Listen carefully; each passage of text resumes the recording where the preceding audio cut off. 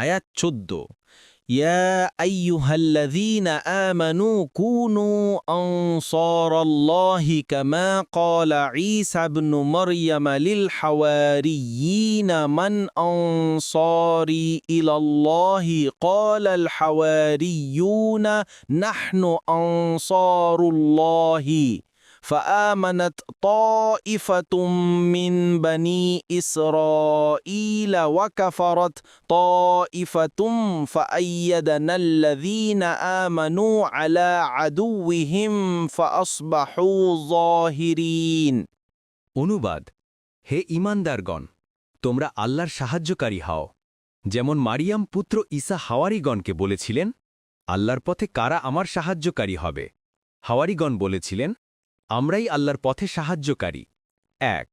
তারপর বনি ইসরায়েলের একদল ঈমান আনল এবং একদল কুফুরি করল তখন আমরা যারা ঈমান এনেছিল তাদের শত্রুদের মোকাবিলায় তাদেরকে শক্তিশালী করলাম ফলে তারা বিজয়ী হল ২ তাফসির ১ নং ফুকনোটের বিবরণ হাওয়ারিয়ুনি শব্দটি হাওয়ারির বহুবচন এর অর্থ আন্তরিক বন্ধু হাওয়ারিগণ ঈসা আলাইহিসসালামের অনুসারীদেরকে বলা হতো ইবনে কাসির ২ নং ফুটনোটের বিবরণ এই আয়াতের তাফসিরে আবদুল্লাহ ইবনে আব্বাস রাদিউল্লাহু আনহুমা থেকে বর্ণিত ঈসা আলাইহিসসালাম আসমানে উত্থিত হওয়ার পর নাসারারা ৩ দলে বিভক্ত হয়ে পড়ে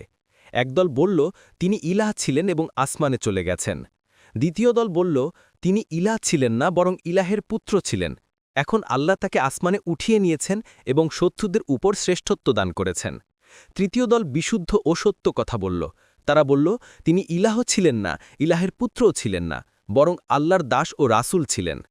আল্লাহ তাআলা তাকে শত্রুদের কবল থেকে হেফাজত ও উচ্চমর্তবা দান করার জন্যে আকাশে উঠিয়ে নিয়েছেন মূলত এরাই ছিল সত্যিকার ঈমানদার প্রত্যেক দলের সাথে কিছু কিছু জনসাধারণও যোগদান করে এবং পারস্পরিক কলহ বাড়তে বাড়তে যুদ্ধের উপক্রম হয় ঘটনাচক্রে উভয় কাফের দল মুমিনদের মোকাবিলায় প্রবল হয়ে ওঠে অবশেষে আল্লাহ তাআলা সর্বশেষ নবী ও রাসূল মুহাম্মদ সাল্লাল্লাহু আলাইহি ওয়াসাল্লামকে প্রেরণ করেন তিনি মুমিন দলকে সমর্থন দেন এভাবে পরিণামে মুমিন দল যুক্তি প্রমাণে নিরিখে বিজয়ী হয়ে যায়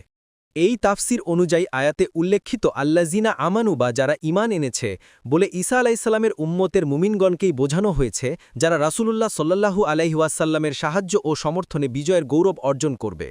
সেই হিসাবে উম্মতে মুহাম্মদী যারা রাসূলের প্রকৃত অনুসারী তারা সর্বদা বিজয়ী থাকবে দেখুন তাফসিরে তাবারি ২৮-এর ৬০ দিয়া আল মাকদেসি আল মুখতারা ১০-এর ৩৭৬ থেকে ৭৮ নং ৪০২